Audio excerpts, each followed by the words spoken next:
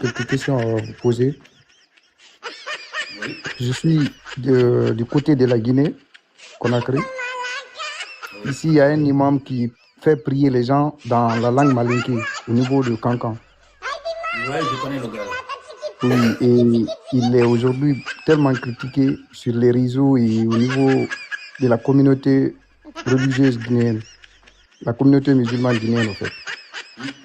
J'aimerais savoir ce qu'il fait, si c'est un bon choix ou bien cela est condamné par la religion musulmane. Bon, comme il y a 1500 ici, bon, comme toi tu es là, je lance un défi. Hein. Il y a 1500 ici. S'ils arrivent à nous donner un verset où Allah interdit de prier à une autre langue qu'arabe, j'ai parlé de l'islam. Pour te montrer que c'est des blablatés, c'est des gens qui font des blablas sur les réseaux sociaux. Moi, je suis là aujourd'hui. Ils n'ont qu'à nous donner seulement un seul verset où Allah interdit de prier une autre langue qu'arabe. Je ne parle plus de l'islam. Il n'y a aucun verset qui interdit la manière dont le monsieur est en train de prier. Ça n'existe pas. Aucun verset dans le Coran qui interdit que quand tu pries à une autre langue qui n'est pas arabe, que Dieu interdit cela. Encore une fois, ce sont des savants qui ont dit. Des savants arabes, ils ont dit, parce que comme ils veulent montrer aux gens que le Coran est descendu en langue arabe. On sait très bien que le Coran est descendu en arabe. Pour quelle raison? Parce que le prophète ne comprend pas une autre langue arabe. Le Coran est descendu en arabe uniquement parce que Mohammed ne comprend pas d'autres langues qu'arabe. Mais D'accord. Allah n'a jamais dit nulle part dans le Coran que tu dis prie à une autre langue qui n'est pas arabe, qui n'accepte pas. S'ils sont véridiques, ils n'ont qu'à monter de nous donner le verset. 1500 personnes, mon frère, il n'y a personne qui peut monter ici et te donner des dalils. Mais tous ces gens-là sont des égarés, ils suivent des savants arabes là-bas comme des moutons. Quel sunna? Va te faire foutre là-bas, quel sunna? Moi, je parle de Coran, tu me parles de sunna. Votre sunna, là, tu penses que moi, je crois à ça? On te parle de Coran. La sunna, c'est la parole d'Allah. La sunna, c'est la parole de vos savants là-bas. Moi, je m'en fous des paroles des savants. Je te dis dans le Coran, Coran, c'est la parole d'Allah. Je ne parle pas des paroles d'un savant. Voilà. D'accord, merci. Au fait, au niveau aussi de la prière, je vois certaines, ils critiquent les autres. Quand tu t'arrêtes pour la prière, il y a d'autres qui croisent les bras, il y a d'autres qui laissent les bras tranquilles pour la prière. Et d'autres jugent les autres que ce n'est pas vraiment recommandé que tu lâches tes bras, il faut croiser les bras en priant. J'aimerais savoir, c'est vraiment... Parce que je vois Ça n'a pas de fonction, Dieu n'a jamais recommandé à quelqu'un, si tu pries, il faut prendre ta main comme ça, il faut descendre comme ça. Encore une fois, les hadiths. Je vous ai dit, tous les problèmes de l'islam, c'est les hadiths. Tous les problèmes que tu vois dans la prière, fais comme ça, laisse les mains comme ça, quelqu'un qui ne fait pas comme ça, Allah n'accepte pas. Tout ça, c'est des hadiths. Le Coran n'a jamais dit à quelqu'un. Si toi, tu penses qu'en faisant comme ça, c'est ça qui te permet d'être concentré dans la prière, tu le fais. Si en laissant ta main comme ça, c'est ça qui te permet d'être concentré dans la prière, il faut le faire. Sinon, Allah ne parle jamais de ça. Ça n'a même pas d'importance. D'accord. Voilà. J'ai aussi une dernière question peut-être. Oui. Au niveau de les relations qui existent entre les musulmans et les chrétiens. Moi, personnellement, ma maman, elle est chrétienne et mon papa est musulman. Et je vois certaines, quand tu es là, comme le mois de Ramadan là, a coïncidé sur le mois de juin pour les chrétiens catholiques, et si vous êtes ensemble, vous mangez ensemble avec les chrétiens pendant la rupture, il y a d'autres qui condamnent ça, qui trouvent ça d'être mécréant, manque de foi. J'aimerais savoir, parce que moi, souvent, je marche avec les chrétiens, je suis trop d'accord avec les chrétiens parce que je passe plus de temps avec eux.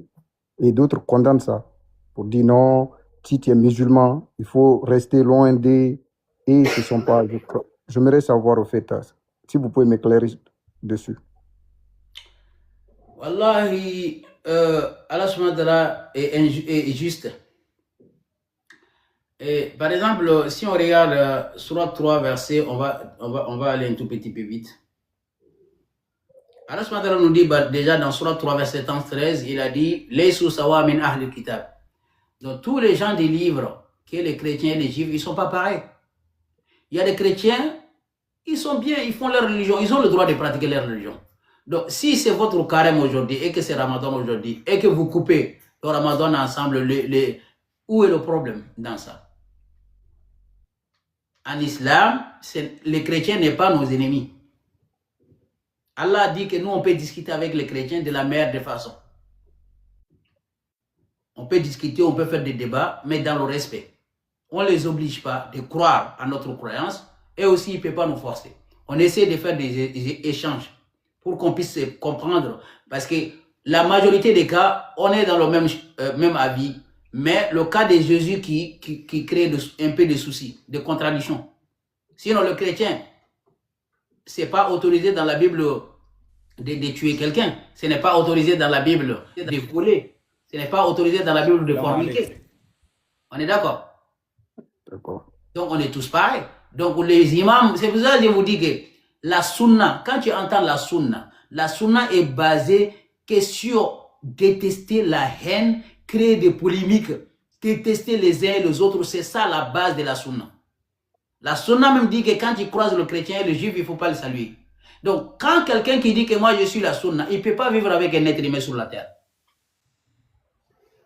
Parce que les hadiths enseignent les gens à détester les chrétiens et les juifs.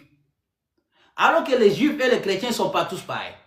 Il y a des juifs qui se comportent bien envers nous, on doit se comporter bien envers ces gens. Allah a dit clairement, il ne vous interdit pas de lier amitié avec chrétiens ou juifs en tant que ces gens-là ne vous ont pas combattu. Mais ils veulent obliger tout le monde de détester les chrétiens, de détester tout le monde. Nous, on n'est pas dans ce genre de musulmans. C'est pour ça qu'on les appelle l'islam sunnite. L'islam sunnite et l'islam réel n'a rien à voir. C'est un islam inventé et basé sur la violence, massacre, détester les uns et les autres, créer les polémiques et créer la zizanie entre les gens. Voilà leur communauté. Donc, ce que moi j'ai envie de te dire, si tu as des frères, des sœurs chrétiens, comporte-toi bien avec ces gens. Ne les détestez pas. Ils ne sont pas tes ennemis. Vous pouvez discuter sur la religion d'une meilleure des façons. Et ne les forcez pas de croire à ta croyance. Parce qu'Allah même n'a pas forcé à quelqu'un de croire à lui. Allah nous a donné la libre arbitre de devenir musulman ou de quitter comme on veut. Donc si Allah donne la liberté aux gens de l'adorer, toi tu es qui pour forcer les gens à croire? Personne. Donc voilà, tu peux manger avec un chrétien peut devenir ton ami, vous pouvez tout faire ensemble, il n'y a aucun souci. Même s'il meurt, tu vas l'enterrer. D'accord. Merci. Voilà. Il ne faut pas les écouter. Si tu les écoutes la Bible, tu ne seras question. pas une bonne personne. D'accord, une dernière question.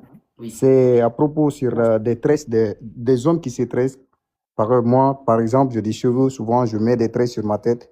Une fois que tu pars à la mosquée, il y a des gens qui te regardent d'un mauvais œil, qui disent que tu es un nez carré, tu es quelqu'un qui est, au fait, qui ne part pas sur des principes de la religion musulmane, au fait.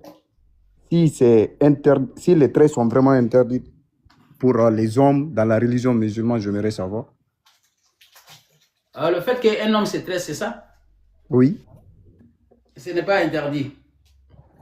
Tu peux te tresser parce que je vous ai dit, quand il te dit ça, quand quelqu'un qui suit la sunna te dit que se tresser, que c'est interdit. Si tu as quelque chose avec toi là-bas, je te donne un hadith, le prophète lui-même dans le hadith, il s'est tressé. D'accord, merci beaucoup. Dans Abu Daoud 4191, Muhammad lui-même, qu'il prétend suivre, a fait 4 tresses. Donc, Muhammad peut se tresser, les autres ne peuvent pas se tresser. C'est quoi ces bêtises? Et ils n'ont pas dit que Muhammad était un exemple à suivre. Donc, si Muhammad quand même arrive à se tresser, alors, non, moi je vais me tresser.